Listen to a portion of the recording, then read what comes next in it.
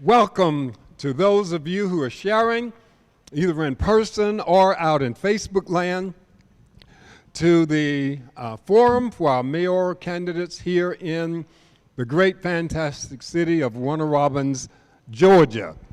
Well, before we go any further, let's pray. God our Father, we thank you for the blessings of this day. We thank you for the blessing of being able to live in a country where we can have elections like this, where we can agree to disagree, where we can expound upon our differences and yet remain part of the citizenry, those who desire the best for our community. So dear God, minister to us through this time of sharing. May it be informative, and after all is said and done, we pray that you will receive the glory. For it is in the matchless and mighty name of Jesus the Christ we pray. Amen. Again, we greet you and welcome you to this forum. If you have questions, those of you who are in Facebook land, we have surveyed a number of people, so we have a myriad of questions already prepared. But if you would like to send in one, then please type it in. And if possible, we will share those, if possible. I'm happy to have our co-host again, as was with our council forum, Pastor Darrell Vining of the Hebron Fellowship Baptist Church.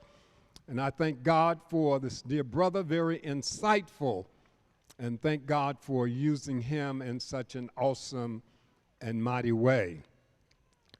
This evening, the format will be as it was on last time, but we want to deal with what I have called, and for those of you who are present on the wall, what I call pocketbook issues. What are those issues that really concern almost every person in the city of Warner Robins? There are some things that concern some people that don't concern this group, but I want to tell you the real pocketbook issues concern each and every one of us. And yes, I admit, next slide please. I admit that there are other issues and concerns that are there, and we don't discount those. Amongst some of those,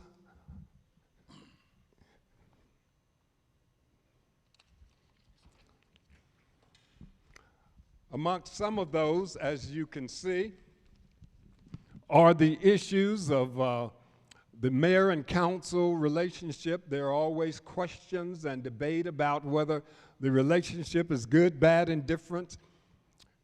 We're dealing with annexation, possibility or discussion about annexation.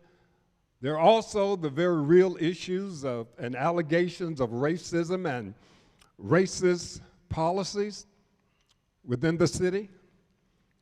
There are issues dealing with infrastructure, allegations of nepotism, industrial development, and of unfair treatment of employees.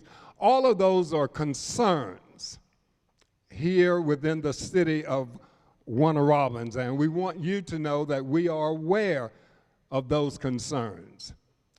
But we don't have time enough to deal adequately and to allow these candidates to respond adequately to, again, what we call the real pocketbook issues. So with that said, turn it over to my co-host this evening, Pastor Vining, and he will introduce our candidates. But before doing so, we did invite Mayor Toms on several occasions. Several times we tried to reach his office. Finally, we were able to do so. And he said that he could not be here because of other events or whatever. But I want to say this to those candidates. Mr. Nichols, who have missed several of our debates, it's an opportunity for you to address the citizens. And if this position is so important for you to spend and other people to spend thousands of dollars in investment, then it ought be important enough for you to come and address the concerns of the citizens. And I say to those who are watching us in Facebook land, open your eyes, beware. This is not to speak disparagingly about anybody, but I am saying that no one is above the people who put you in office. And at every opportunity, you ought to take advantage of responding to the people who elected you. Again, it's voting time. Friday is the last day of early voting. Friday, tomorrow. So if you have not voted yet, go vote. It's not only a right, a privilege, it's a responsibility. Go and vote. Tomorrow's the last day. The general election will be November 2nd. So if for some reason you can't make it tomorrow, don't you dare miss voting November 2nd for whomever you choose. With that, thank you so much. Continue to watch the great, magnificent one, Pastor Vining. Amen. Tonight our theme of discussion and conversation is pocketbook issues. And the nexus of that is the reality of the fatigue that many people experience as the result of a major national election, the presidential election. There are 2 years that we are bombarded with campaign rhetoric and information overload leading up to the presidential election every 4 years. And then that following year, we're tired as a community. But here's a reality. The truth of the matter is, a lot of times the things that happen on the national level, the federal level, we don't really feel the impact of the legislation and the policies for 4 to 6 years. And then the following year, you have these local elections. And here's another truth. The decisions made on the local level hit us immediately, because it's on the local level, on the mayor and the council level, that the things such as our utility rates are determined. The things such as our property tax are determined. And so we as citizens, we have an obligation and responsibility to make ourselves more aware of these pocketbook issues. And so I would like to take an opportunity to introduce Mr. Stephen Baughier and also Mrs. Laronda Patrick, who are running for mayor. Won't you all give God a hand clap of praise for their presence here tonight? And we're reserving a spot for our mayor in absentia. And we want to give each of you an opportunity to open up for a couple of minutes and tell us who you are and why we should be excited about the change you're going to bring to our city. And so we'll begin with Mr. Baughier and then Ms. Patrick. Good evening, everybody. Thank you for joining us tonight. My name is Stephen Baughier, and I'm running to represent all of us who live here in Warner Robbins. I'm the son of a man who served 20 years in the Air Force. He fought 2 wars, Korea and Vietnam, and later passed due to cancer caused by his exposure to Agent Orange. From him, I learned patriotism and perseverance. I'm the son of a woman who's an independent thinker. She always pushed our family, my siblings, to ask the all-important question, why? And it's important to know why problems exist, because unless we understand why they exist, we cannot permanently solve those problems. From her, I learned to question the status quo and to take action when change is necessary. I'm proud to call Warner Robins my home. I grew up here, graduated from high school here. After high school graduation, I enlisted and served in the United States Navy as an electrician, after which I returned home. In the years since, I've started a family, earned my bachelor and master's degree in accountancy at Georgia College and State University, managed multi-million-dollar national defense contract budgets. I enlisted in another 6 years as an Air Force reservist here at Robbins Air Force Base.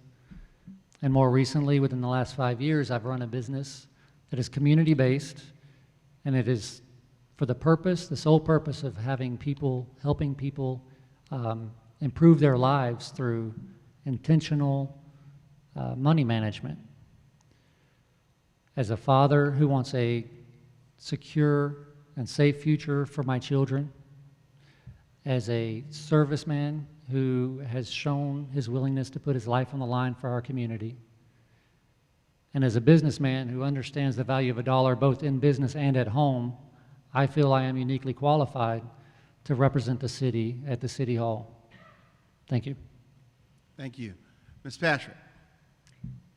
Good evening, everyone. Thank you, Pastor Kervin, and your family at First Baptist Church for allowing us to have our first in-person forum. It feels good to see people sitting in the audience, so I had to say that. Thank you all for coming. My name is Laronda Patrick. I am a mother, the wife of a service-disabled veteran, an attorney, and a public servant. I am about integrity, transparency, community, and legacy, and I want to evolve Warner Robins to the next level through innovation, industry, and involvement. My why in running began back in 2005 while I worked at the Georgia General Assembly for the House of Representatives and also the State Senate. It was there I saw the reality of the legislative process and the unfortunate reality that the people are not often on the agenda. At that moment, I knew my future would be sitting before you one day, going for political office, because I wanted to be the change I wanted to see. And the leaders before me were not showing me that they were capable of that. I am a candidate who puts people over power. I understand the importance of constituents, the importance of making our city our home and progressing it forward together. I left Warner Robins to start my education and also my career. I did this working at the city, state, and federal levels of government, working with federal agency heads, Fortune 500 executives, negotiating and managing over $250 million worth of contracts for our government and for commercial contracts. We can utilize my education, training, and experience on doing those things to make our city better and to brighten the future we are peering at right now. I want to be the next mayor of Warner Robins because I feel we have no other choice. We cannot afford to keep on the path we're currently on. We need a candidate who has the capabilities to run a city the size of Warner Robins, a candidate who puts people first, a candidate who shows up even when it's hard, a candidate who understands the importance of your dollars inside your households. I am that candidate. So I thank you all for letting me come here to speak with you today, and I look forward to speaking to you all again as your mayor and serving our great city.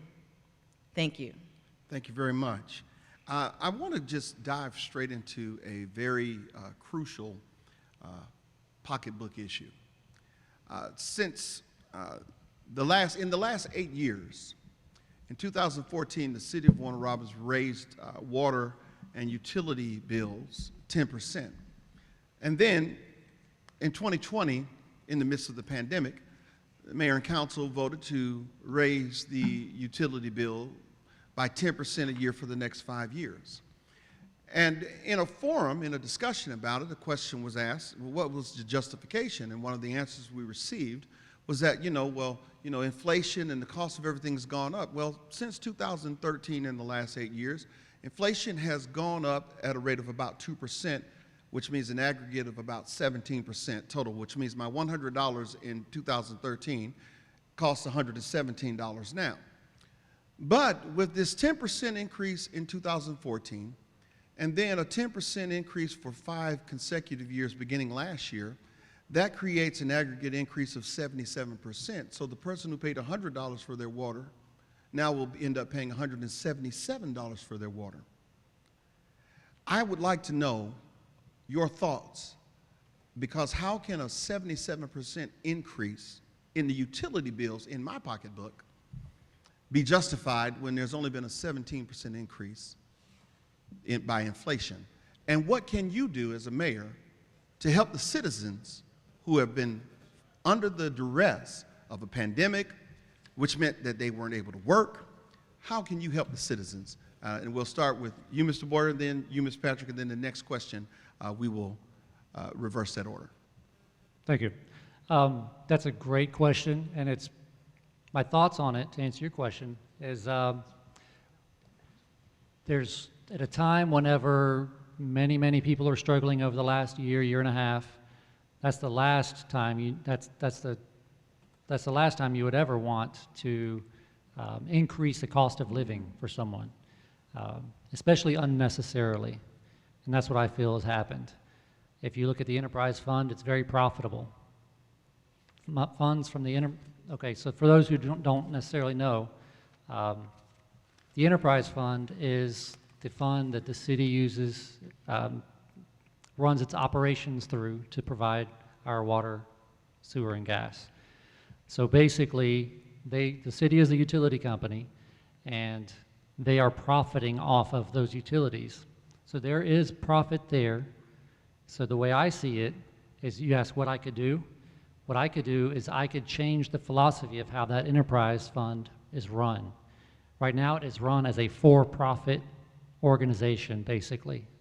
So it takes those profits that are left in the enterprise fund after paying for the costs, and it uses those funds. The city can use those funds to use as a stopgap in the other areas of the budget. So what I would recommend and what I would love to do is change the philosophy of how that's run. Make it run as a nonprofit so that the money that goes in, the money that we pay, is spent directly on maintaining the infrastructure and providing services for the citizens. And if the costs happen to go up with, say inflation is real, right? If costs go up, then we increase the costs. Okay. But as long as we're not trying to profit and use overpriced utilities as a stopgap for other areas of the budget. Thank you, Mr. Baughier. Ms. Patrick? We are currently suffering right now. We're in pandemic. We're suffering as families. We're suffering as mothers, fathers, etc. And our leader continues to raise prices. That makes it difficult for some of us to maintain the quality of life we had before we were in pandemic. That shows me that our leader doesn't care what we face. He doesn't care what we think. He doesn't care what we need. But I do. Our utility rates have increased 20% just since last June. It may actually be July. 20% increase in a little over 1 year during pandemic.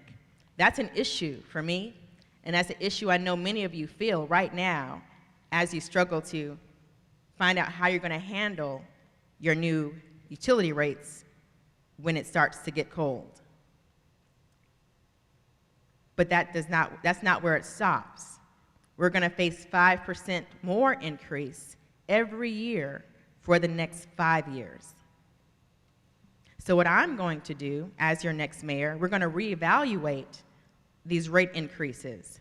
Let's see where we can cut that down and even stop some increases so that we're not having to continue to make ends meet by cutting other things like food, travel, holidays with our families. We all deserve it, we all want it, we all need it. But what we need most is a leader who empathizes with its constituents, a leader who shows up when we need to speak with them, and a leader who makes sure our bottom dollar is protected to the best of his ability or her ability. And that person is me. Thank you. Thank you. In keeping with that, another quality of life issue is safety, public safety. So we have the costs that we're paying for services. We've seen that our property taxes, the millage rate was maintained while our property values were increased, which means that a dollar amount was increased for the amount people are paying in their taxes. And again, part of that is a reflection of we need to cover the costs to improve public safety. I asked the question on Tuesday evening with our council candidates because several years ago, the city of Warner Robins removed the Warner Robins police officers from the schools as resource officers. So now the resource officers are manned by the sheriff's department, which that's not a problem, but the challenge is if our young people never meet a police officer in the city of Warner Robins until they're either in trouble or an adult, can we have effective and healthy relationships? And considering that Warner Robins right now, as of the FBI crime statistics report of 2021, is the number 5 most dangerous city in Georgia, what can you do to change that dynamic about our crime rate in terms of violent crime, about our relationships with the citizenry and the police department? What would you propose? Ms. Patrick and then Mr. Baughier. Safety is something that we need, and it's something that we are having to readjust and not being completely positive that we have. One way of approaching this issue and bringing safety back to our city is not adding more police officers, as some may say. We need to do more. We can approach this in 3 parts: community, education, and involvement. With community, we need to go back to the basics. A time when we looked out for one another, you looked out for your neighbors, when we had the community watch programs. We can also have a liaison that represents the community in which everyone lives. People tend to listen to the person they know, they like, and they trust. So finding a liaison in different communities that'll be a direct access to mayor and council and police is a great way to increase the trust in our city policing. For education, enacting things like WAVE, DARE, which may still be going on, but maybe we need to add more emphasis on those programs. Also something new, which is street law, which is something I'm extremely passionate about, where you're teaching your children all the things about law they don't realize. Our children learn chemistry, biology, algebra, things they never use in their adulthood. Yet we fail to teach them the things that can end their life, the freedom of their life, in a matter of an instance. Street law makes sure they understand what the felony murder rule is, conspiracy, accessory after the fact, etc. Doing things like that and educating our youth is going to help be proactive in helping decrease our crime issue in our city. And then we have the involvement or engagement. As Pastor Vining already stated, How do our children feel if the only time they see police officers is when they're in trouble, or their parents in trouble, or if they're in court? We need to see our police officers in the community more doing positive things, positively investing inside our communities and inside our youth, so they're not afraid of our officers. That's something simple we can do. Community service activities. They can still have on their uniform, but that's what our children need to see. Also, just driving inside of the communities, inside of our neighborhoods. There's been many instances where people have called with an issue on all parts of town, and the police officers don't show up because it's not an emergency to their standard. But if our police officers begin to ride around our neighborhoods and just show their face, that makes a huge difference when it comes to securing our communities and making sure our city is a place for our children to grow up and raise their children in a safe environment. Thank you. Thank you. Mr. Baughier. Hey, yes, sir.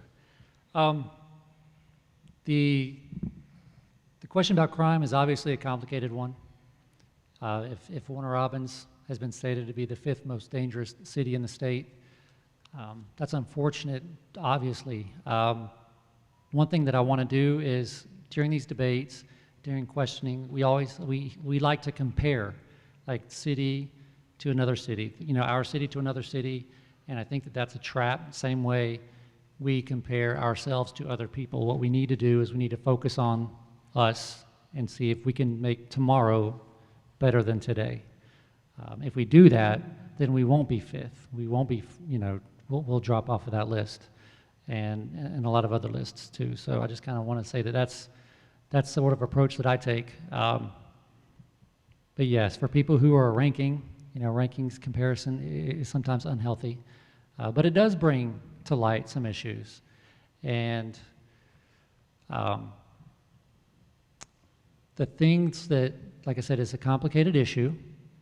There's a lot of variables that go into whether someone commits a crime. There's poverty level, there's opportunity, there's hopelessness, there's lack of education.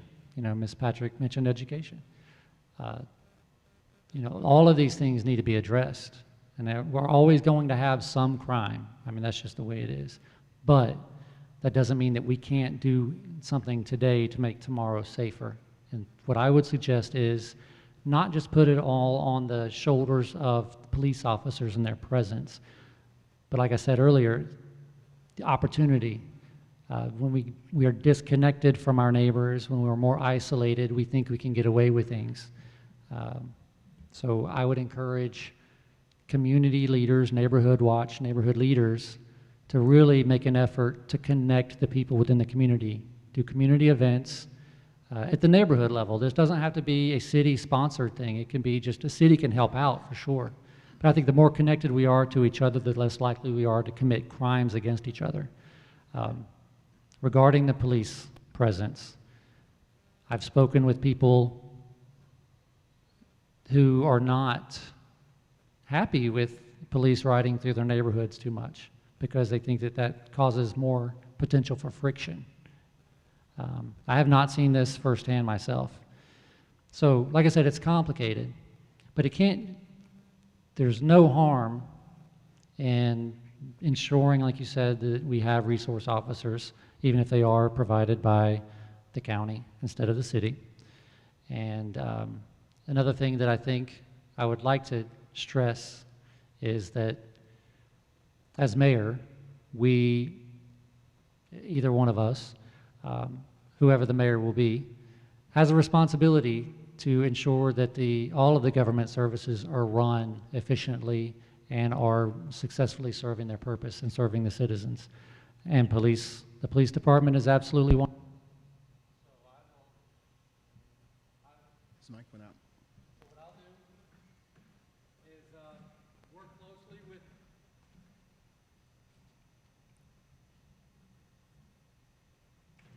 Chief Wagner. Work closely with Chief Wagner and ensure that he has what he needs. And the department has what they need to do their jobs well. But I look at it from the other angle of prevention, where we will work to create economic opportunities for families who may not have them right now. Mm-hmm. And so the more opportunities that families have to get in a better financial situation, the less likely they are to commit crimes. Thank you. The point I want to follow up with this is that, though sometimes, as you said, these subjective ratings can create an appearance. But the reality is this: industry uses these ratings to determine whether or not they're going to locate here. Families use these ratings to determine when they move to the area where they're going to live.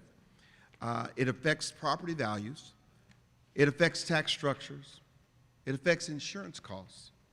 It affects community development. So, what would be your plan? You mentioned the chief.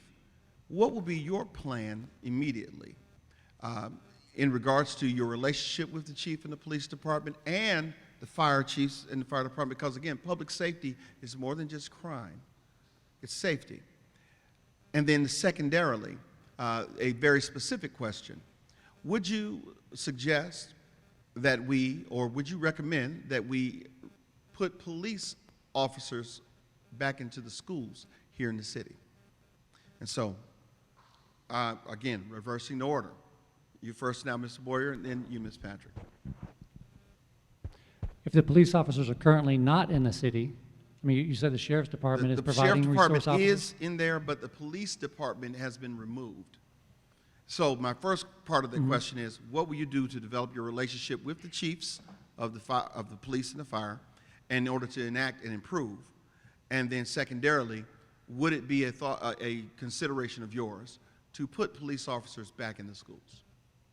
Okay, I'll answer the second one first. Okay?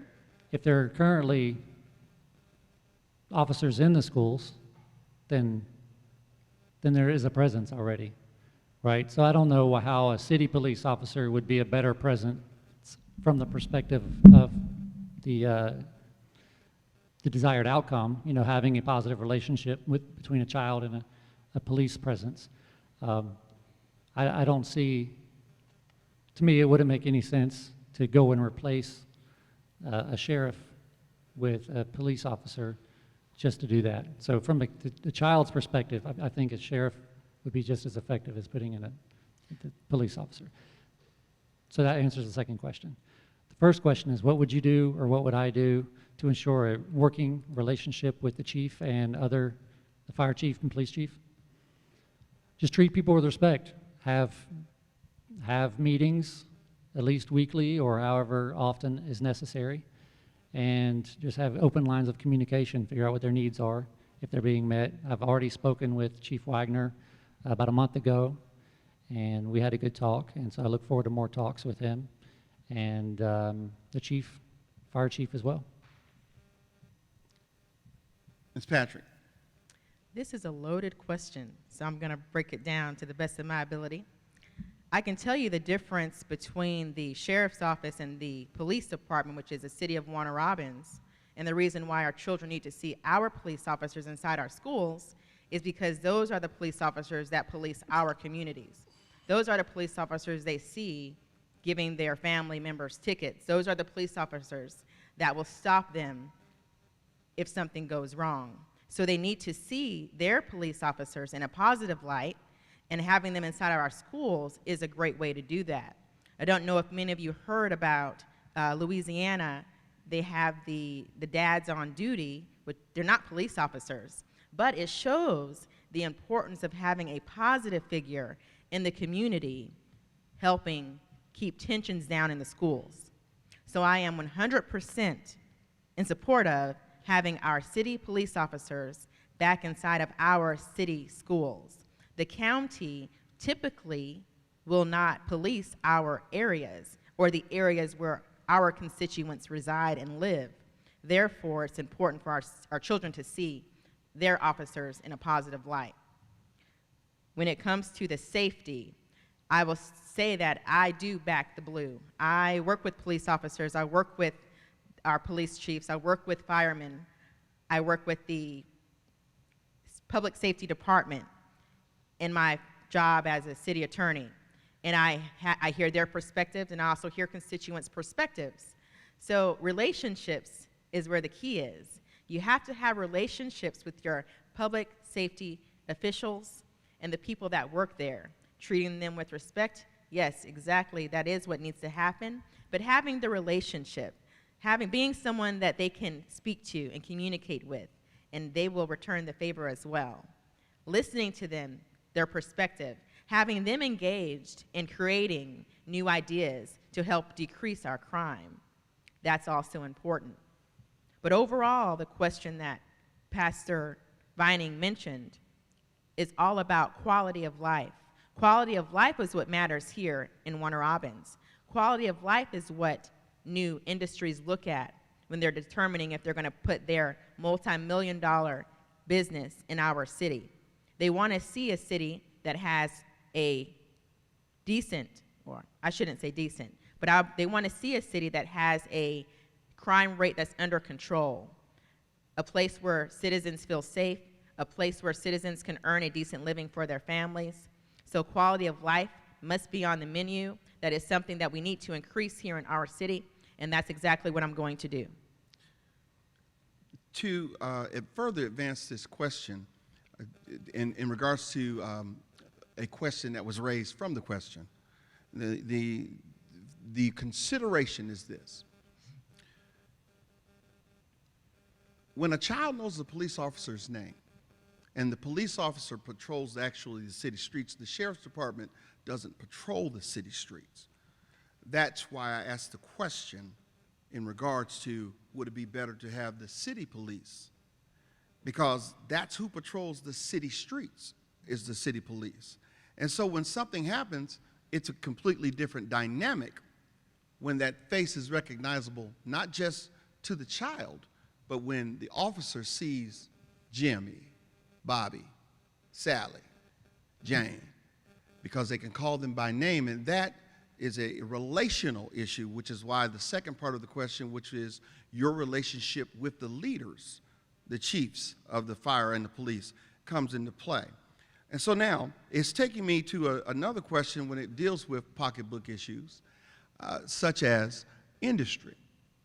How do we attract industry here? When we look at the issues we've talked about, cost of utility, we've talked about public safety, what is your plan for attracting industry here? Because we seem to be surrounded by communities that are having warehouses and industry being built all around us. We are Warner Robins. We are the home of the largest single employer in the state of Georgia, Robbins Air Force Base. But why aren't we attracting more industry, and what's your plan for attracting more industry? Ms. Patrick and then Mr. Baughier. Warner Robins is a city, a great city, with a lot of unearthed potential, and as he stated, the #1 employer in the state of Georgia. But we continue to be left behind by cities that are smaller than us that surround us. That's a huge issue to me. I don't quite understand how we're continuing down this path where we're seeing cities like Centerville, Perry, Macon get all the development, that we have the space, we have the demand, we have the people that can work those businesses here, but we continue to get skipped over. There's an issue when it comes to that. Our city needs a leader who understands industry, understands investments inside of communities, who understands what economic development truly is, and the importance of public-private partnerships with your development authorities. A leader who understands how to communicate with Fortune 500 executives to entice them to bring their business here to our city. Who's knowledgeable of the incentive programs that will entice the city to come here because of different tax breaks, or TAD, the tax allocation districts that are in our downtown areas, or at least they were before those got pulled away recently. But until we fix those issues and we get the right leader in place, Warner Robins will continue to be left behind years to come. When I sat in my desk at Tabor Middle School, our city looked almost the same as it does now, as far as the main parts of the city, or those that were to be the main parts of the city. My son, he is 4 years old right now, and I think about and I wonder, what will our city look like 20 years down the road when he's 24? Will he come back to our city? Will he be able to find a job and a career here outside of Robbins Air Force Base? I do salute our troops, by the way. Thank you for your service and your sacrifice. But these are things we have to take seriously, because if we don't get it right, 20 years down the road, we'll be having the same conversation. Pastor Vining will be asking the same question. So when is it enough? I'm here to make that difference. Thank you, Ms. Patrick. Mr. Baughier. Ms. Patrick mentioned 20 years from now. The world is changing fast. When we hear the word industry, we think warehouses, like Pastor Vinings mentioned. We think of smokestacks. We think of huge buildings taking up space. We don't think trees. We don't think green space. These are things we don't think about whenever we say industry. Moving forward, I think we need to take that 20-year approach. This isn't the Industrial Revolution. Things are changing. So we need to look at what can Warner Robins do to meet the demands of the future. What that looks like is, and it has been accelerated now due to the pandemic, what that looks like is people are wanting to work from home more, remote work. People can get jobs here in Warner Robins for an employer in California. So I think the question behind industry is like, how can we keep jobs coming here? That way we have income and economic primer for here. So I am all for having industry brought in as long as it's good for the long term of the city. We'll look at the environmental impacts of bringing that in. We'll look at the cost to the taxpayers to extend infrastructure, gas, water, sewer lines to these places and these lots where this industry wants to develop. All of this we can't just bring industry in just for the sake of industry. It's going to have a long-term effect on our environment, on our tax bills in the future, property taxes that we mentioned earlier. We're talking about pocketbook issues, right? We cannot straddle our residents with a long-term obligation for a short-term economic spike because a business wants to come in here. We really do need to look at, and I'm not saying that we can't bring in industry, absolutely bring in industry, but it can't just be for the sake of bringing it in. We do need to focus on finding a way to provide jobs and opportunities for people, even if those jobs physically are not, even if the employers are physically not here. So if there's a way to bridge that gap, we have internet. Anybody with an internet connection can work remotely at thousands and thousands of companies across the world. Let's find a way to connect those, bring in those dollars here without the city possibly even having to invest any of the taxpayer dollars to make that happen. So to me, that's a great long-term approach. And it's not just looking at the individuals who want to work more remotely, or work remotely more often, I should say. Businesses are finding out that it's cheaper for them to do it that way, to hire employees and let them work remotely. They don't have to worry about office space and rent and everything, and taxes, real estate taxes and all that goes along with it. So we can say we can bring in industry and build structures and bring in shopping and build structures, but ultimately people are increasingly shopping on Amazon.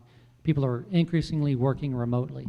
So what we do not want to end up with is a continuation of an increase of vacant buildings that are just blighted. So this is how I would approach that issue. Thanks. I got a follow-up, and I'm going to return it over to you, Pastor, just to that. You bring up the point of one of the things that we discovered in the midst of this pandemic is that a lot of people had to work from home. A lot of people who work be it in government or in other industry in our city, had to work from home. And one of the limitations that they discovered was the challenges we have with our internet capability and capacity. Now, of course, the city has been seeing significant work being done to expand and make it possible for us to become a smart city, if you will. The thing is that though we have these 15 lawsuits, one of which involves a company that was responsible for laying the fiber optic line. And apparently all the fiber optic line is available, and it just requires approval to be turned on. As mayor, this is a simple yes or no answer. Will you cut on the capacity for the fiber optic that we have available when you become mayor? Ms. Patrick? Is this truly just a yes or no? That's it. So no explanation. Yes, I will turn it on. Absolutely. Mr. Boyer? Yes, as long as it does not compete with any existing contracts to any other internet carrier that the city has, and then open up the city to more litigation from that other carrier. Thank you. Pastor Kirby? I want to go back to the expansion of industry.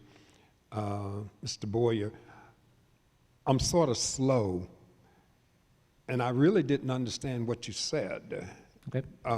You spoke in terms of ideas, but do you have any specifics? We get ideas every 4 years, but do you have any specifics in terms of the development of industry? What kind, where, how, those kinds of questions we need answers to. I'm open up to any kind that's not going to be a bad long-term decision to the city. What is that? I don't know what that is.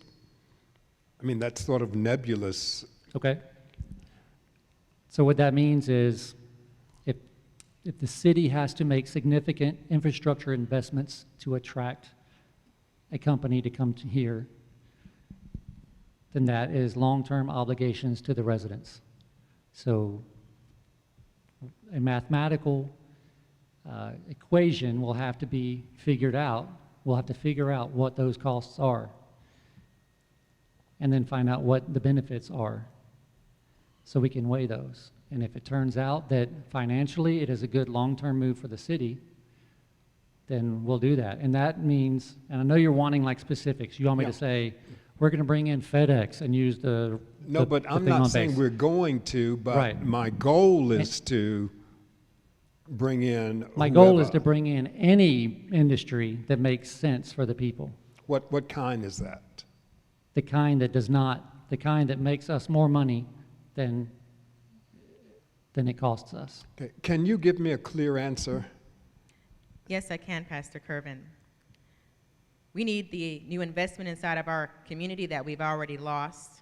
We have an industrial park in Warner Robins that has plenty of space for businesses such as, almost the forbidden thing to say, but cannabis. We need some things that's dealing with renewable energy, solar, electric charging stations, recycling, corporate jobs, businesses that bring corporate jobs, such as a Google, a Yahoo. We missed out on Amazon. We've missed out on FedEx. Someone mentioned FedEx. We've missed out on Harbor Freight. But we need those jobs, those big box corporate offices here, not just the factories. We want some of the corporate offices here because that is what will give our children a future. It gives our children the opportunity to come back after getting their education and have a career job. So they'll pick Warner Robins over Atlanta or over Houston or over any other city that continues to take our youth from us that we've put so much investment into. But we need jobs that are up and coming. We need those types of industries here. It is limitless what it can be, but you have to have a plan on what you're looking for.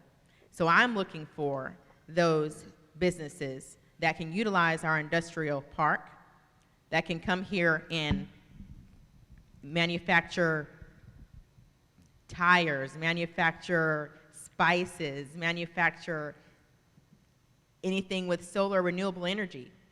That's what our country is looking for.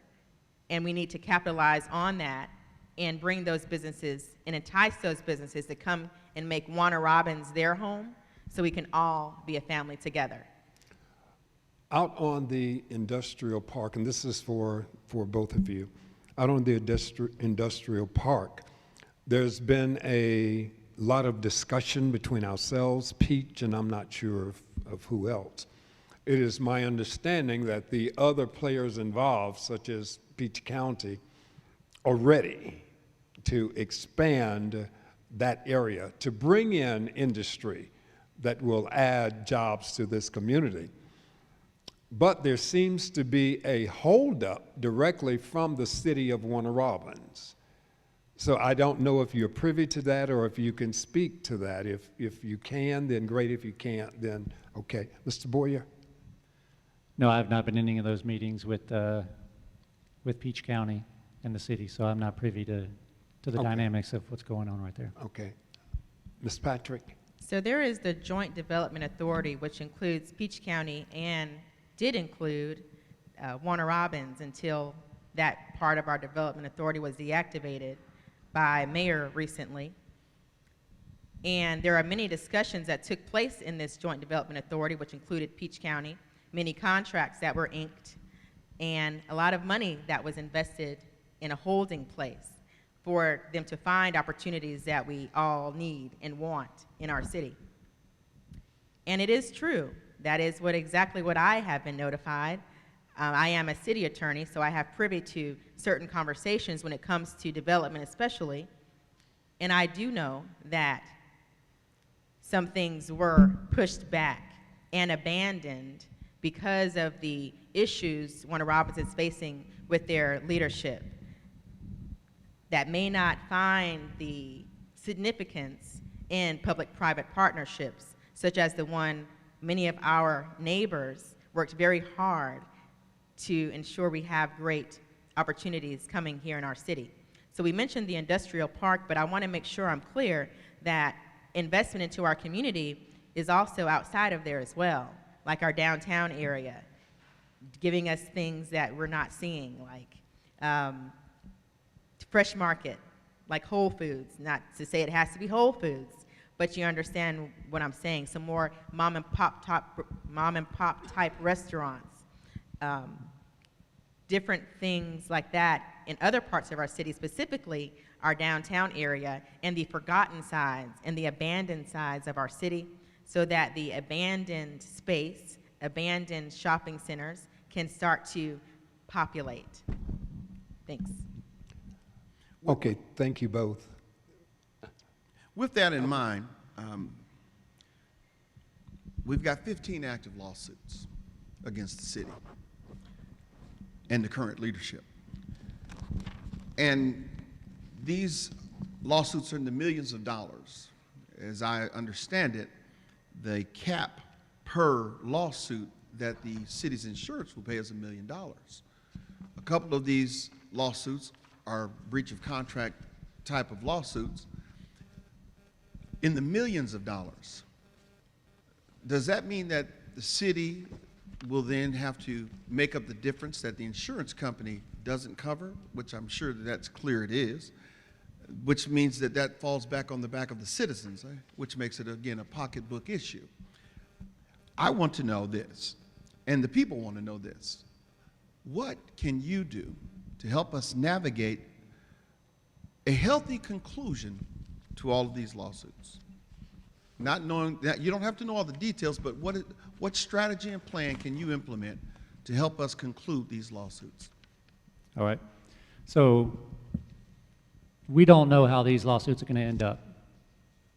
If the city is found liable in anything that the insurance does not pay, if we are on the hook as taxpayers to pay the difference, then it is vital that we have somebody in office that understands finance, that understands budgets, that can look at organizational activities and be lean where we need to be lean to save money and to help offset the cost that it's going to cost the taxpayers. So I think, given my background, then I would be suited very well for that task.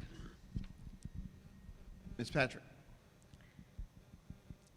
We have a serious problem here in Warner Robins, and many of us just learned about this issue with the recent investigation that uncovered 15 active lawsuits against our city. You may have heard our current leadership, my opponent, state, the one that's missing, state that these lawsuits are mostly frivolous. That means they're not real. They are fake. They don't have anything to stand on. But I'm here to tell you that is not true. As an attorney who has a thorough background in corporate transactions and also understands municipal law because I work for a city, I can tell you with all certainty that these attorneys that are on these cases are big-time attorneys. They do not take cases that they cannot win. That doesn't mean that we don't have a chance of winning. What it means is you have to have a leader who understands that this is a serious issue, who does not take it for granted, who does not tell its constituents, don't worry about that. They're going to go away because they're not. That's a lie. That's a bold-faced lie, and we need to take this seriously. And it is correct. Our insurance policies, which a lot of ours come from GERMA, which a lot of cities and counties buy policies from them, there is a cap. Just like you have your car, just like you have your home, you have a policy limit. If you have a claim that comes out that's higher than your policy limit, you got to find where the money is going to come from. And that's what our city is going to do. We're going to have to find, where is this money going to come from? Who's going to miss meals because we got to pay this back? We are.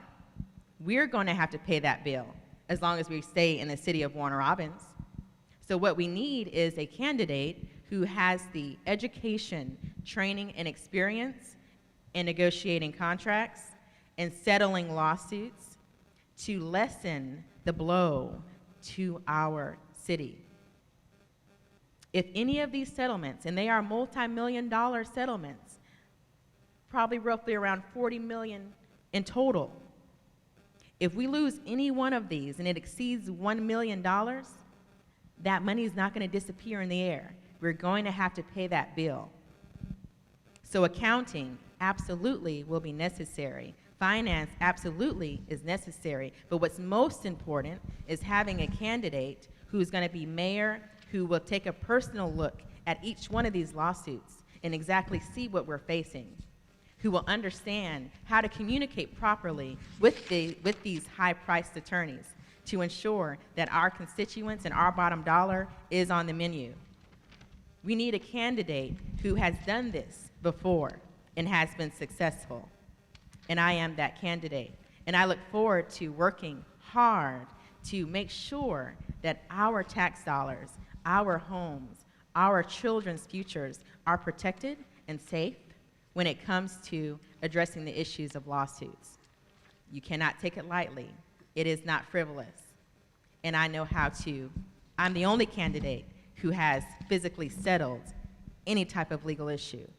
And I'm telling you, it's serious, and I promise you that I am the best candidate to handle that task. Thank you, Ms. Patrick. Pastor Kerr. I take very seriously these lawsuits and where they are. I'm not sure if the citizens really understand, and I'm not doubting the intellect of anybody, but the seriousness of such a matter. As you said before, and please confirm, if we should lose, or if the city should lose one or two or whatever of these lawsuits, it could potentially bankrupt the city of Warner Robins, the international city. Is that a possibility? Well, I don't like to use those type of B words, but that is what we're looking at. I like to break it down to this level. If you are in a car accident, God forbid, and you know you have a vehicle that has an insurance policy up to $100,000. You hit someone, cause serious injury, and their attorneys, if this person tells you, our bill is $200,000. You go before the judge and they say, well, you have a lawsuit against you for $200,000, and I'm gonna grant that amount. How much does your insurance company cover? $100,000. Where are you gonna find the rest of the $100,000 from? If you're not independently wealthy and you're a regular person like many of us are, you're gonna have some major issues. Bankruptcy could be one of the things you have to face. Selling some things off, selling off some assets, maybe another thing you have to face. But you're gonna have to face it, and you're gonna have to find a way out. And right now, the way out for our city, if these things happen, is gonna be looking at me, you, your children, your mother, your father. That's who's gonna pay the bill. This is for both of you, because again, I want to emphasize to our listening audience that these are real pocketbook issues that will impact all of us. During the forum with our council candidates, it was mentioned, if you will, that a deal had already been signed by our leadership. And after signing that deal, the city chose to renege, which has brought about one of these major lawsuits. That is not, as was claimed, gossip, trash, atrocious, frivolous. That's reality. My question to you is, if a deal by the city has been signed, will you honor that agreement? Whether you like it 10 days, 20 days, a month after, will you honor the agreement? Yes. Is this another yes and no answer? It is. Yes. Again, and I'm digressing a little bit, because we need men or man or woman in the office that's going to have integrity and that's going to honor their commitment. You know, just because I buy a car and six months down the road, I don't like that car, so I'm going to stop paying for it. That's not being a person of integrity. So that means more to many of us than a lot of the other things. But Understand? that's Pastor Vani. Go ahead, Mr. Baughier. I was going to say, I understand. That's a great point. The question then goes into not just the commitment that we make with external entities. We went to our citizens years ago and asked them to accept a special purpose local option sales tax for the building of recreational facilities here in Warner Robbins. And the people said yes, and we waited almost 20 years finally for there to be action of buildings. And now we have this beautiful recreation center on the north side of town. We've got a new gymnasium in Dolores Tolliver Park, and there's this new tennis facility that's down in the southern part of the city that we share with the Board of Education, and they have control of it. But in this situation, in the newest facility where a senior citizen can walk in and would like to walk, they charge $1 a visit to go in for them to walk. If a citizen who's paid the money for it to be built walks in and they want to play basketball or pickleball, there's a fee associated with it. And yet we're paying property taxes. We're still paying sales taxes that still go to support all these different things in the city and the citizens, because the objective, as we were told in the selling of this program, was that this new facility would attract tournaments that would offset the expenditure of the maintenance. So we're adding more fees. What is your position about these fees for our recreational usage? My position is that they should be eliminated. Taxpayers paid for that building, they should be able to use it. If the revenues being brought in from tournaments, we just opened this building, so we still will be marketing, we still have work to do as far as marketing the facility to softball leagues and other organizations, volleyball leagues, basketball leagues, these organizations that will rent out these facilities and provide revenues and income for that particular location. Because it's early on, the long-term assessment of the finances may not be clear, but in the short term, we need to find a way to waive those fees for anybody who just wants to go in there and walk around the upstairs track, or go in and play during open gym, volleyball, basketball, pickleball, like you mentioned. So these, and the thing is like $1 here, $3 there. It shouldn't be a lot to the city, but it's a lot for individuals. If a parent, I have 2 children, if I have to pay $3 per child every time they go play, and they want to go play, every day, that's over the course of a month, that's a lot of money, that's significant. So the city can find a way. We can just find a way to make sure that people can use those facilities for that reason and waive those fees. Thank you, Mr. Baughier. Mrs. Patrick? Yes, we all want our leadership to be great stewards of our money. We want to know that our tax dollars are going as far as they possibly can. And what we're having with the new recreation department, we have something beautiful to look at, but we're also having a case of, I know you all have heard of double taxation. This isn't double taxation, but we've already paid the price. And we're having to pay the price more when it comes to our property taxes. The land that the new recreation department sits on was purchased 10 years ago. That's already been paid in full. We paid the price, that's ours, as taxpayers. Now the building has been built, the plans were ready 10 years ago as well, but now in 2021 we're seeing the finished product. But we're still having to pay $3 per entry. If you look around at different cities that surround us, you're going to find other recreation departments that are very nice as well. You're going to find them in South Macon Bibb, very nice new facility that each of us can go to, even though we don't live in Bibb County, and we don't have to pay a thing to walk into the door. The only thing you'd have to pay for is if you decide to swim, and that's $1.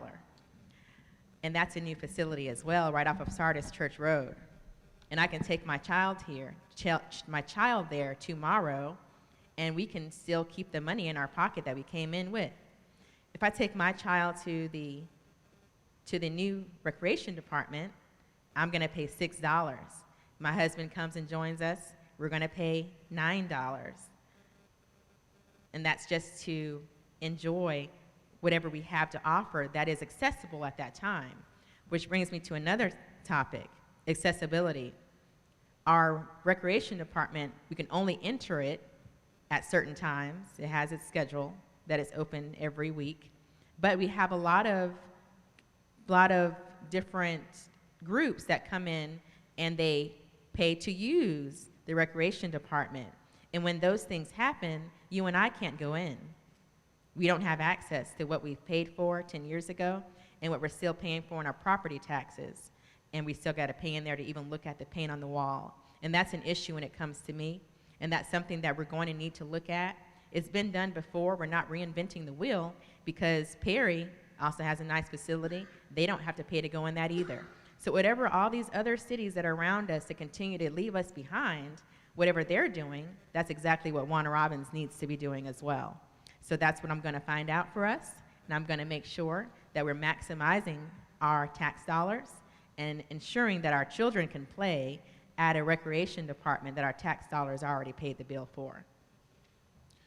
Could you give me some insight? I am not as versed as I would like to be, but I know that many cities, many municipalities, including Warner Robins, has received some CARES money. And can you give me your understanding of how the CARES Act money can be used by the city of Warner Robins and how you would use it as a mayor? Well, Ms. Patrick first, and then you, Mr. Boyer, because reversing it. Yes, the CARES Act was started, came from the federal government to give citizens relief while in pandemic. All of us face our own challenges, our own difficulties through this pandemic, and some of us are blessed not to have many difficulties. But there are many businesses and cities and counties that have major difficulties, and they've lost lots of revenue because of the pandemic, and that's understandable. So with the CARES Act, the city of Warner Robins received a very large amount of money from the CARES Act, which is great for our city if we ever see the money used at all. We received over, I think, $16.8 million at least from the CARES Act money. And whenever CARES Act money is given, there are timelines for that. And there are rules that each city is supposed to follow when it comes to dispersing the money and, most importantly, sharing with its constituents what our city plans to do with the money. So if you take a city like Macon, for example, they had their CARES Act money. They rolled out a complete plan of everything they're going to use it on according to the rules, which has to be for a purpose directly connected to the pandemic, directly connected to COVID and the loss of revenue. They have a whole plan of everything they're going to do with that money, and their constituents learned of it soon after they got the word of receiving the money. I knew the money that the city of Warner Robins received the same time I learned about the money the city where I work received funds.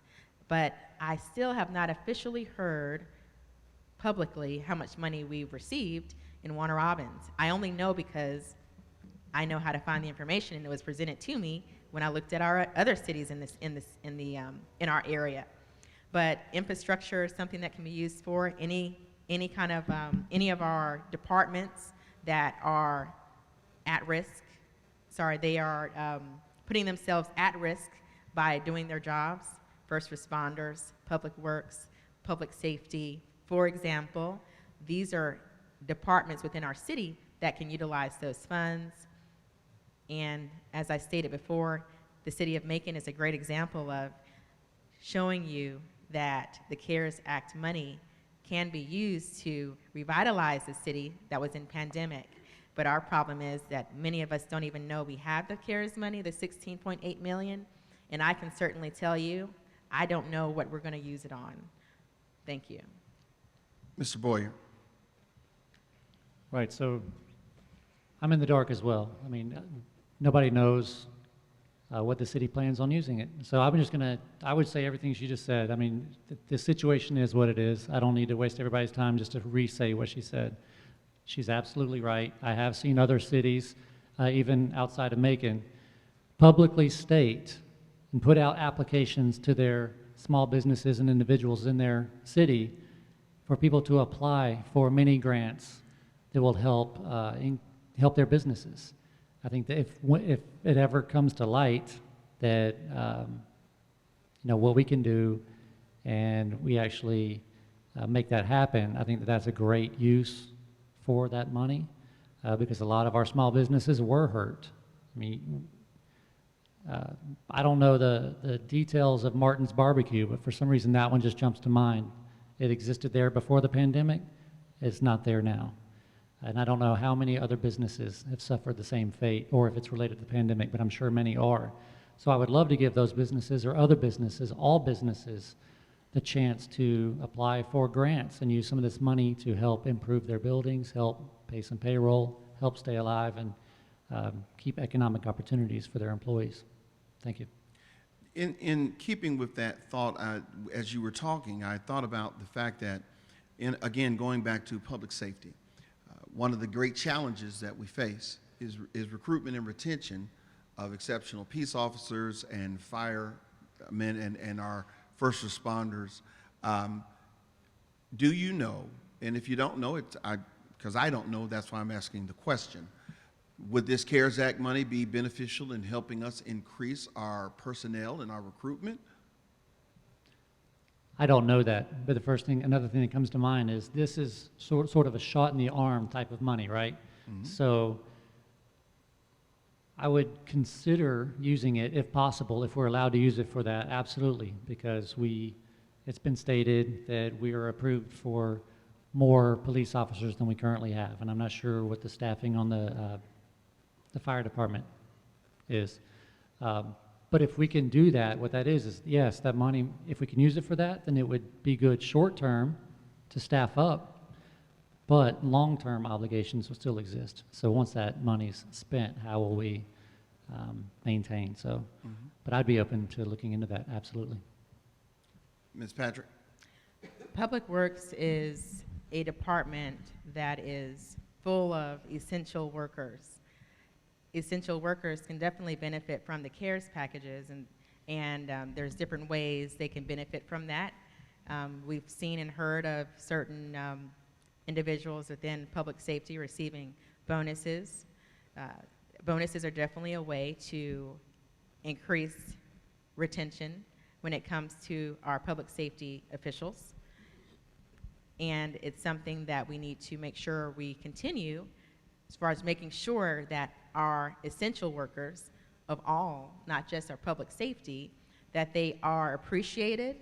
We understand that when other jobs were going remote, they couldn't go remote because they're essential.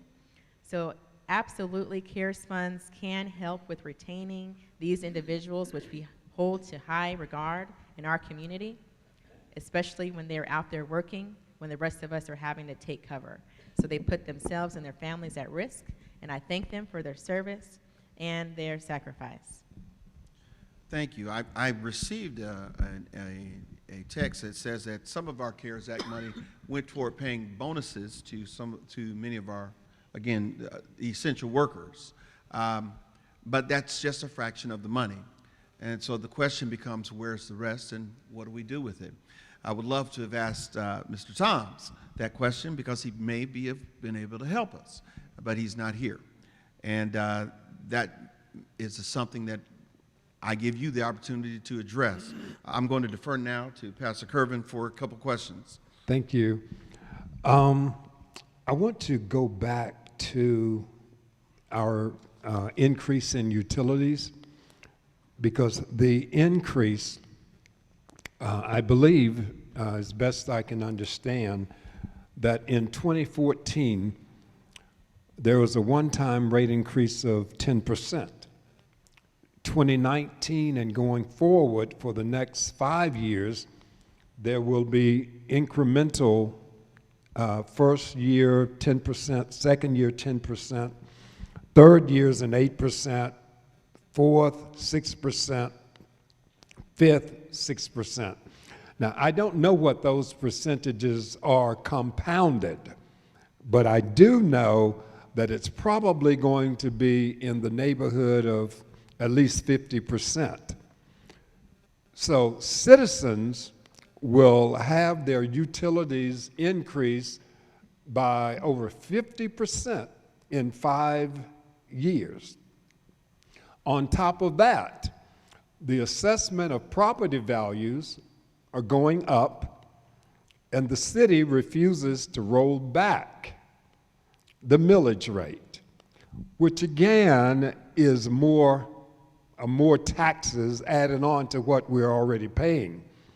Now, that may be okay for the upper echelon income person, but for mama and daddy and ordinary everyday people, that's a struggle. Let me add to it, and then I want you to comment on all of these things. We are one of a few cities who happen to own our own utilities. I believe I'm saying that right. Perhaps you can own gas. Thank you. We own our own gas. But because of mismanagement, etc., we've been fined, and that responsibility of management has been taken away. We've had to hire an outside company to manage our own gas to the tune, I believe, of $2 million per year because of mismanagement. So, what is your plan for stopping it? I mean, we're taxed out, we're fees out. What are you guys going to do if you should be elected? How are you going to get us out of this quandary of whatever that we're in? Mr. Baughier. Thank you. That is a lot. So in my business, what I like to do, I focus a lot on quality of life. And it's not just finances, but finance is a major part of it because that's so closely linked to how we spend our time. You know, we trade our time for money to pay for our lives. So we do a lot of analysis, a lot of focus on our household bills. When you have taxes, real estate is usually a large portion. Utilities obviously is a large portion, and it doesn't matter. I mean, it's significant for everyone. It's significant for everyone, and so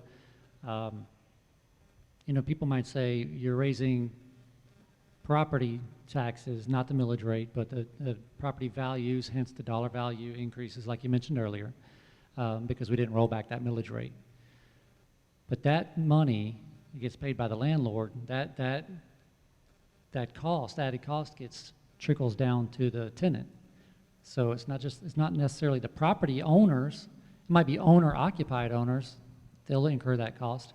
But for rental properties, ultimately, who's going to incur that cost is people who rent. So I understand that people who rent, either by choice, or, you know, a lot of people do it by choice and a lot of people don't.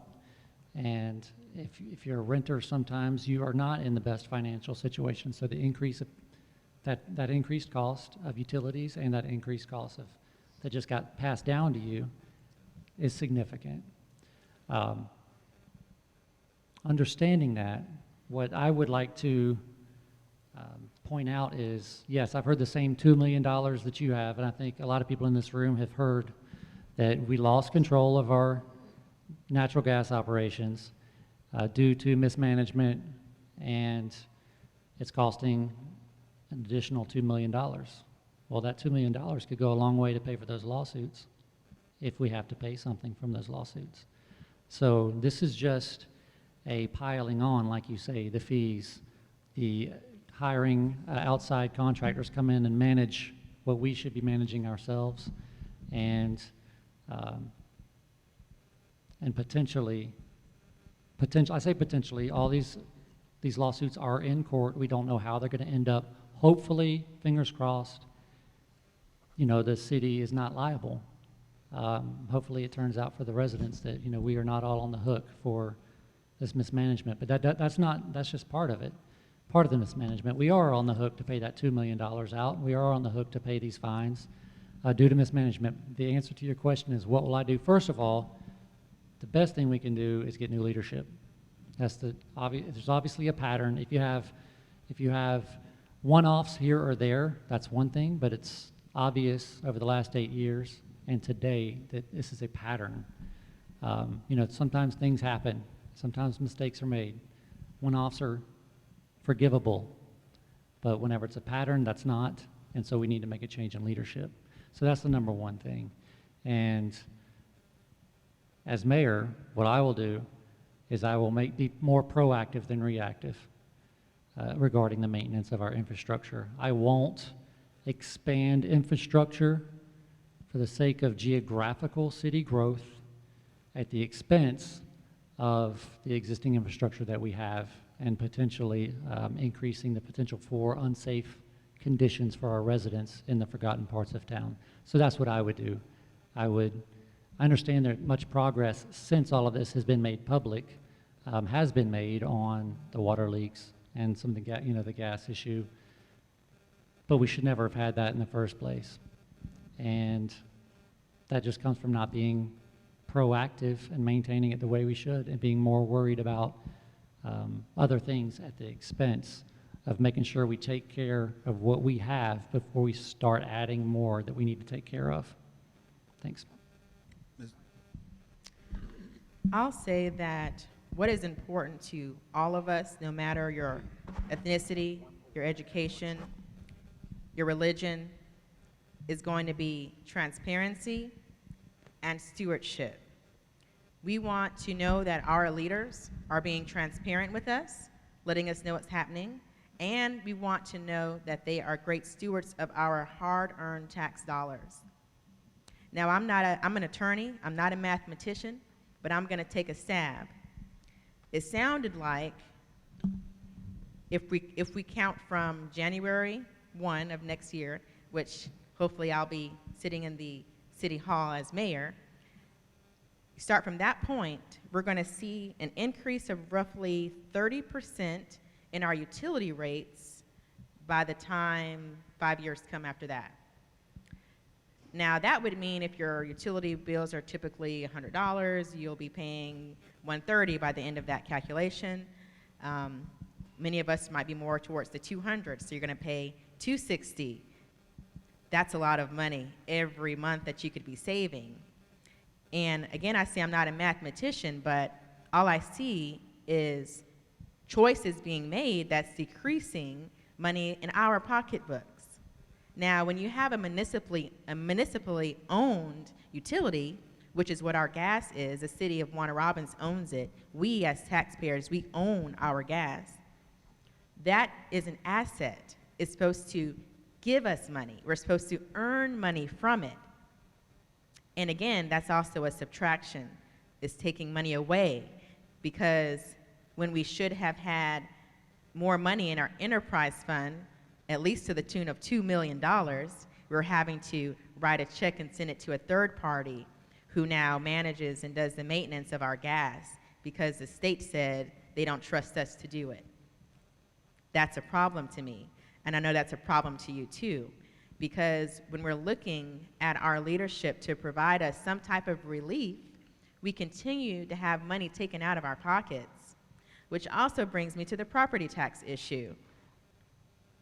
For those of us who own our property, it could be commercial property or real estate, or residential property, we have to pay this thing called taxes in December of every year. And it's tied to our mortgage payments for many of us. So what's happened is, in a time when our leadership could have given us a relief and rolled back our millage rate, they have kept it the same, which is going to translate to our current market value. So how many of us know that we are in a bubble right now? We are in an inflated bubble. Housing prices are through the roof, and it's not going to stay that way forever. So if you've not maximized on your opportunity and sold some property off, you might want to make that decision. Because when the market goes back and normalizes itself, we're going to still be stuck with paying prices if your house is now valued at $250,000 and it should have valued at $130,000. Your taxes are going to match that of the $250,000, even though if you put it on the market after the market goes down, the max you're going to get is $130,000. And that's what happens when you don't roll your millage rate back, and that's what has happened in our city. I'll tell you that that Macon Biv, they actually granted their constituents relief, and they pushed their millage rate back 8 points. 8 points.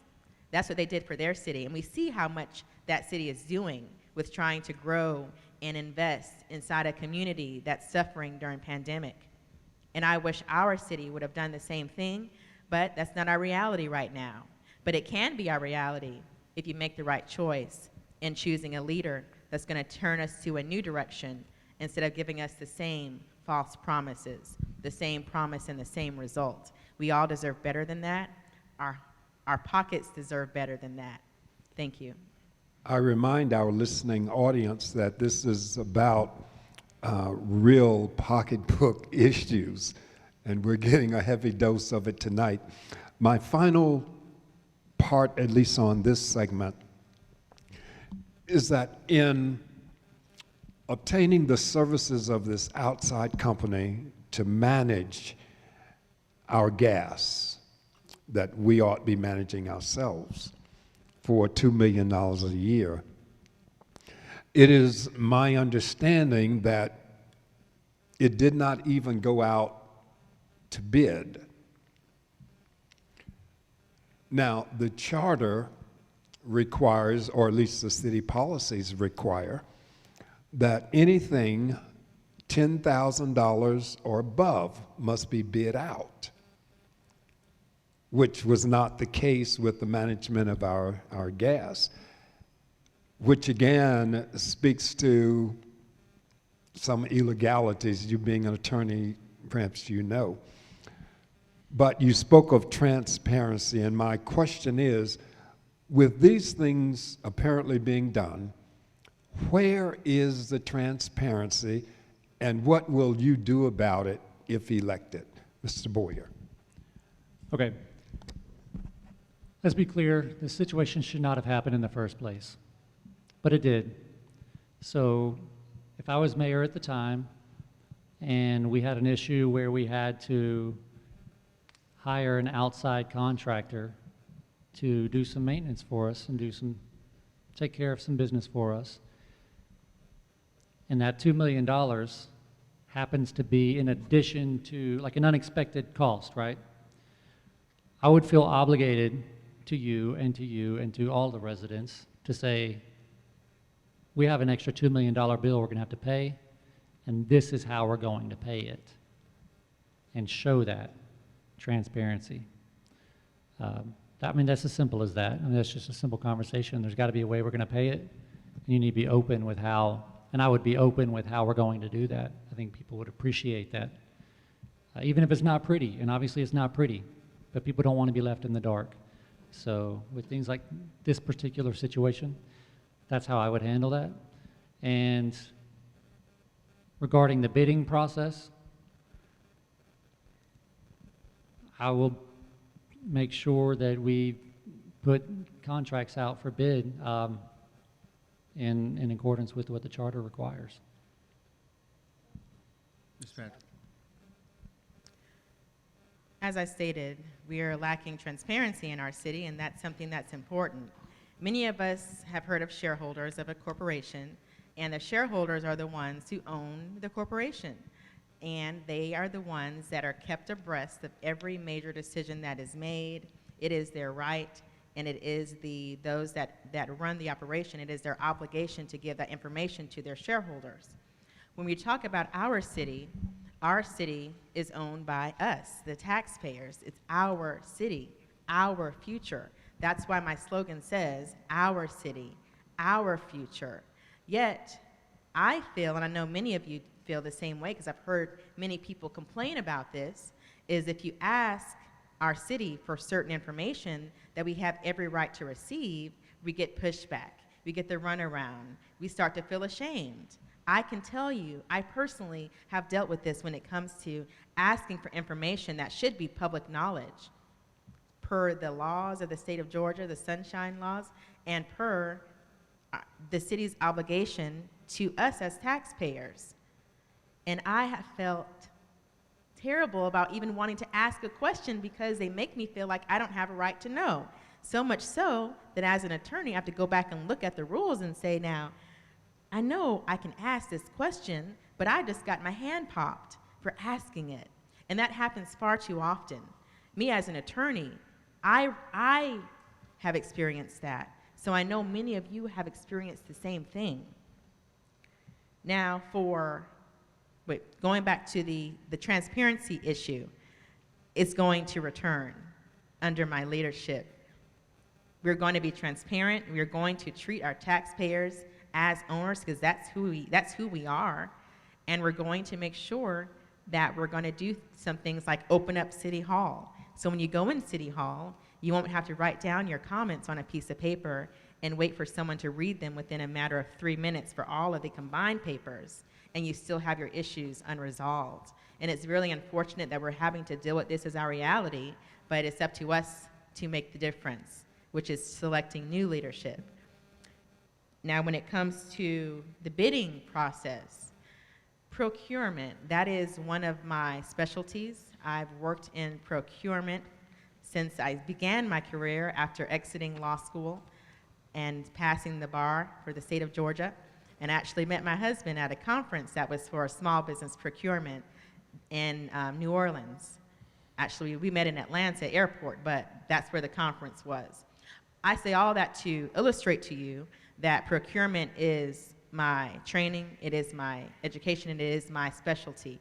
So I understand the importance of the bidding process. I know what that means when you're procuring new opportunities. And I also know if the paper says it, if the charter says it, then it is the law. And it is what you must be in compliance with. I am a compliance buff. So what does the rule say? Then that's what we're going to do.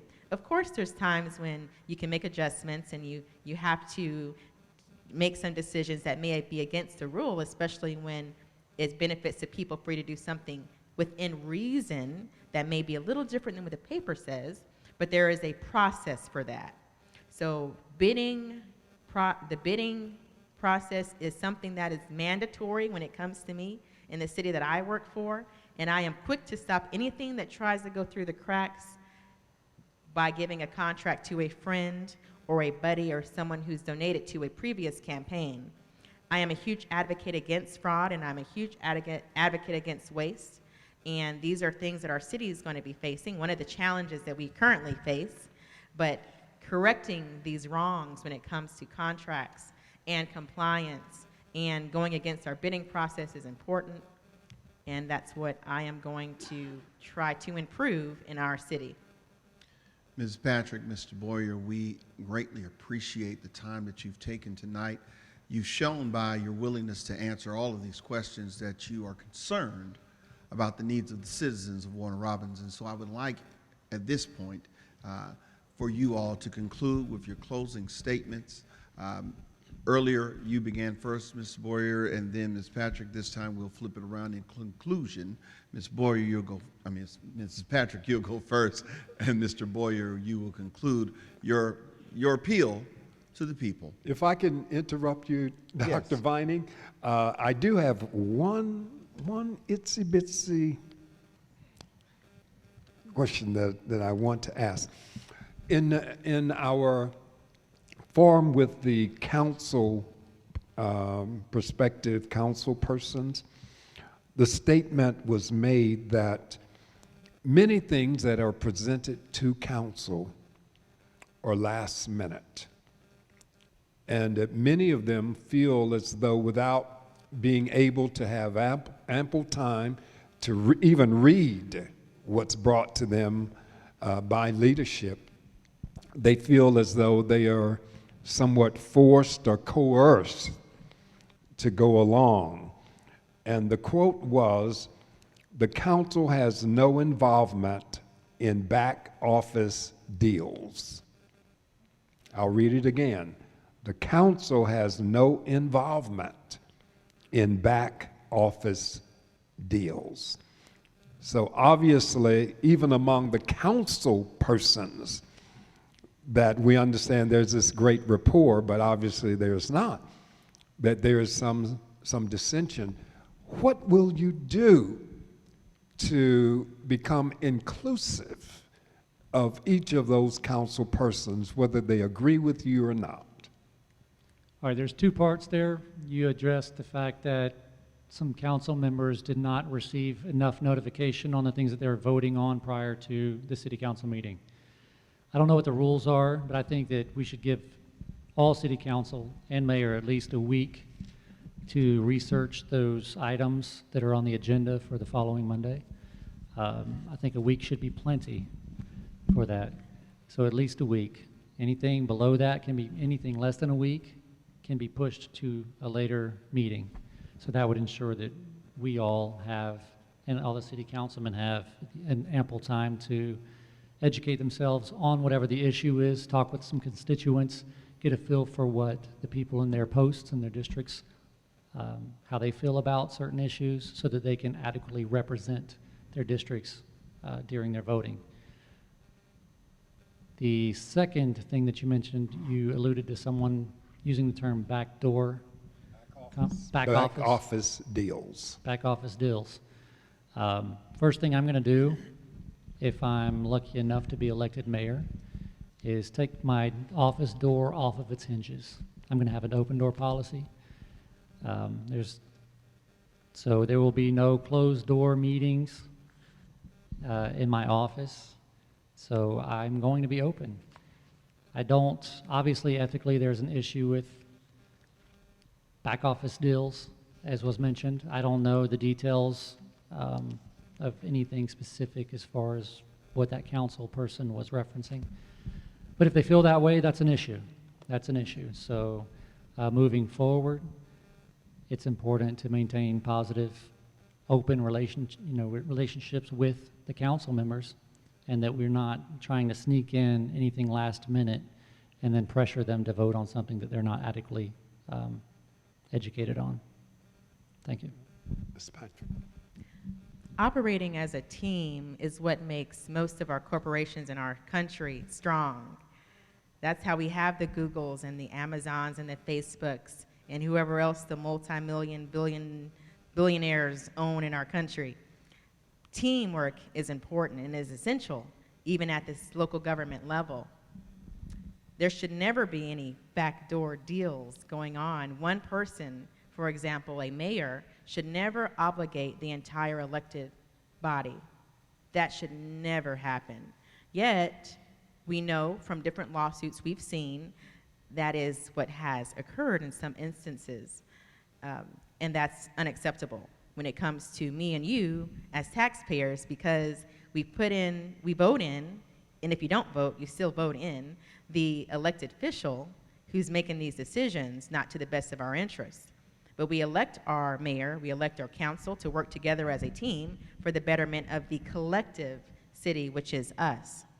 I am a candidate who represents everyone. I represent people no matter what their ethnic background is, their religion, their education, anything. I represent everyone, and I want to hear from everyone. So when it comes to city government, the only time a door should be closed is if you're in an executive session with your council members discussing something such as a lawsuit or litigation or real estate or personnel matters. Anything else, the doors need to be open. And that's the bottom line. If those things happened, then we wouldn't be in as much trouble that we're in right now, facing these 15 lawsuits that we are someday going to have to pay and find a way to tighten our own pockets to pay the bill. And it's unfortunate that this has happened. It's unfortunate that it continues to happen. But that is another reason why we're having so many lawsuits, is because the elected body, which we all voted in, doesn't have the information they need to make the right decisions when it comes to certain things. And many times the decision's already made by the time they bang the gavel and City Hall meeting begins. That has to stop. And I'm the one to do it. Well, I appreciate you, Pastor Kervin, for opening up an opportunity for me to ask one more question. Because it's been something that I inquired in it today. And of course, several years back, the mayor and council voted to hire a city administrator. And then a few years, just last year, finally an announcement was made that we were hiring a city administrator. And according to the new charter, the city administrator is supposed to be a full-time position who works for the city. That's according to the new city charter that was approved by the state legislator. The current person in the position works part-time, and as I understand it, is still not under contract as an employee of the city. Will we get a full-time city administrator under your administration? This was news to me. I thought he was full-time. So he's part-time. Yeah, that's interesting. He's still not a full-time employee of the city. He's still Right. contracted. He's not an employee of the city of Warner Robins. Well, if this charter states that we need a full-time, then we'll have a full-time. Yes, under my administration, we will have a full-time city administrator. And it was interesting whenever that meeting that was held where that announcement was made that the city administrator was to be hired, and the leadership was asked details. How are we going to pay for it? Where are we going to come up with the money? That type of thing. I don't know. We'll figure it out. Those types of things. I'm paraphrasing. but he was short on details, and that was eye-opening. It was serious, especially for an issue like you mentioned. The city administrator has been an issue for years and years. We've been talking about a city administrator / city manager for a long time, and we finally make it happen.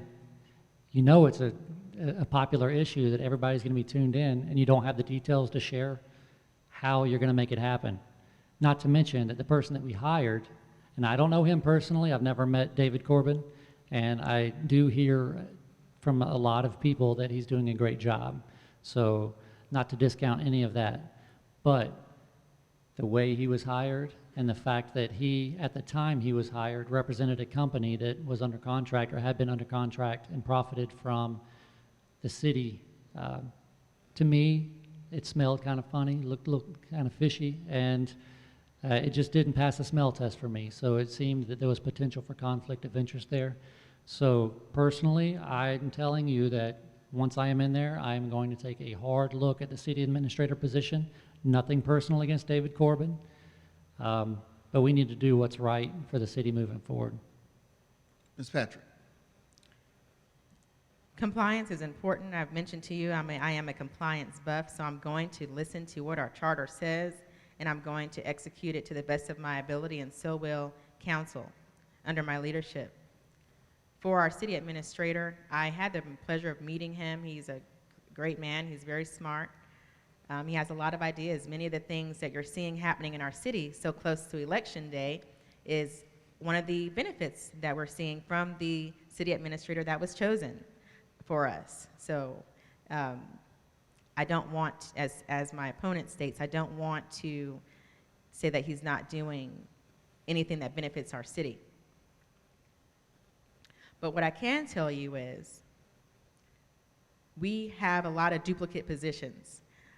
Because we have a city administrator that's supposed to run our city who is part-time, we also now have, or we are slated to have, an assistant city administrator. We have some other positions that are duplicates that I will not name, but they do exist. We are not a city the size of Atlanta. Our city is much smaller, but we are seeing our tax dollars going to duplicate tasks, and we just can't afford that anymore. We can't afford it then, and we definitely can't afford it in our future. We're going to have to maximize our tax dollars and make sure we have personnel in place that still is looking for the best interests of me and you.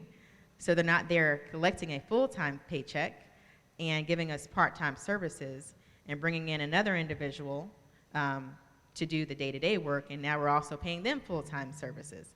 So we need to take a look at our pocketbook, as the theme of this forum is, and make sure we are cutting corners where we can, and we're not being redundant, and we are requiring the best services that we are due, because that's what we deserve.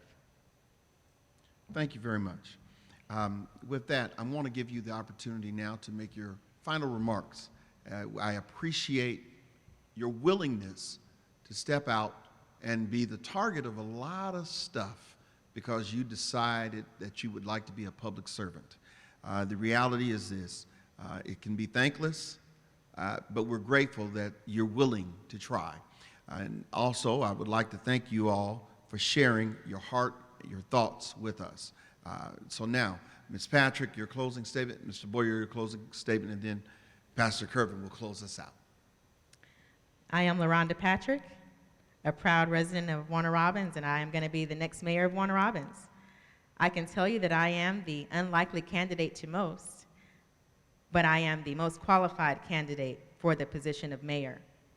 My career has prepared me for this moment, and you will not make a mistake when you select my name on Election Day or tomorrow. Hint, hint. You've heard many pocketbook issues that we've addressed today. These are all things that I have great concern about. These are all things which gave me the strength to say I'm going to do the unthinkable and put my name down as a candidate of mayor. These are all things which pushed me to say we need change and we need it now. I don't sit here for me. I don't sit here for Aaron, my husband, but I do sit here for Lane, my son. I sit here for all of our children because we want our children to stay in this city and raise their families here too. So that's why I sit here. I sit here because I don't have a choice. We don't have a choice. We cannot afford another 4 years with our current mayor. It's just not an option. We cannot afford it. How will our futures look if we continue to see the math that I was giving you? Subtraction, subtraction, subtraction from our pocketbooks. But we're not seeing the investments, the addition, the multiplication into our city and into our daily lives. We can't afford to have the incumbent, our opponent, sitting in City Hall any further. Even when I'm selected to sit in that office, we're going to have challenges and we're going to have to figure them out together. But one thing I can assure you, transparency is absolutely going to be present. You will be with me the entire way because I stand with you. I do not stand alone. We're going to make our city, our future, the best it can possibly be because we don't have a choice. Because if we don't make our decision with our future in sight, then we're not going to have a city to go to. What happens if, God forbid, one day, the #1 employer in the entire state of Georgia leaves and they go somewhere else? Many of us remember when we were on the BRAC list. I remember because I was either at the end of my middle school career, I was starting my high school career. And as soon as we got off that BRAC list, there goes all the development going towards 75. And they never took a second look back to see the rest of our city. We could face that again. There's no guarantee Robbins Air Force Base will remain. Like many businesses, many organizations, they look for quality of life. Quality of life includes things, crime, employment, property taxes, all these things come into play. And we were looking really good with prior leadership when it comes to those points. But you've seen the statistics today, and those are not inflated. We're looking really bad right now. And we're gonna have to dig ourselves out, but we have to come equipped with a candidate who has worked at the city, state, and federal level of government, a candidate who understands municipal law, a candidate who knows real estate development, who has worked with multi-million-dollar contracts, who has procured them, who understands the importance of small businesses and making sure we have small business set-asides, and who also salutes our military and service members, our veterans, to make sure that they are protected and they are able to get contracts at the local level as well. I can sit here and talk to you for hours about why my passion is to sit in the office of mayor, but I can promise you that I will not neglect you, I will not abandon you, and I will absolutely show up when you need to hear from me. Thank you, Ms. Patrick. Thank you. Mr. Baughier. Thank you for coming out here tonight. This is probably a little longer than most of you expected when you came in, but I really appreciate all of you staying here through this. And all of you watching at home or, like Pastor Kervin said, Facebook land, Facebook world. Thank you guys for taking the time and doing your research and participating in this process. Warner Robbins will only benefit long-term if we start getting more involved. And I'm not saying get involved every day. I'm saying get involved at least on Election Day, because there's an accountability issue whenever a mayor or a councilman only needs to make a small number of people happy in the city to get reelected. So what we do, I can tell you as a candidate, what we do is we look at the historical numbers and we say, this position won with this many votes last time. That's our number. And when we get elected in office In perfect world, we would like to say we're serving everyone all the time. In my opinion, a good policy is a policy that benefits more people than it hurts. But we look at these numbers, and we want you and me, residents, we need to be able to hold our leadership accountable. But the truth is, we're not accountable if all we need to do is get 3,000, 3,500 votes out of 80,000 people in a city. That's not accountability. We just need to make 3,500 people happy, and we get to keep our jobs. That's not good for the city. So please listen to that, take heed, go vote. Tomorrow, or is the last day of early voting. Tomorrow is Friday, last day of early voting, and then election day is Tuesday. You've heard Ms. Patrick and I answer a number of questions tonight. And if you're watching this, you're probably the type of person to already know who you're going to vote for. I would like for you to consider me, given my military background, my business background, my community building background, my willingness over the last 3 years to be present for everyone throughout the city, to be visible. I think that means something, and I know it means something to you. And as your mayor, I would continue to do the same. Have a good night. Thank you. Again, thanks to our candidates for sharing and for you for being a part of the forum tonight, as well as our city council persons. I'm sure going forward that the info that you've received is going to be impactful and hopefully is going to stir you to get involved, because what has been discussed have been real pocketbook issues. You've heard these two candidates speak. But I want to say that the two that were absent also spoke. You determine who spoke the loudest. As has been said before, tomorrow is the last day for early voting. Go and do it. It's a matter of minutes. But if you just absolutely can't, November 2nd is the election. Well, until we get again, thank you so much, Pastor Vining, for sharing with us. It has been a blessing, man. Thank you so much. Thank you. To those of you in Facebook land, thank you for watching. We've tried to be informative, and we've tried to bring to you real meat, real pocketbook issues. Well, until Sunday morning right here at 10 o'clock, God so allows. To God be the glory for the great things that he has done, he is doing, and in faith he will do. Amen. You be blessed.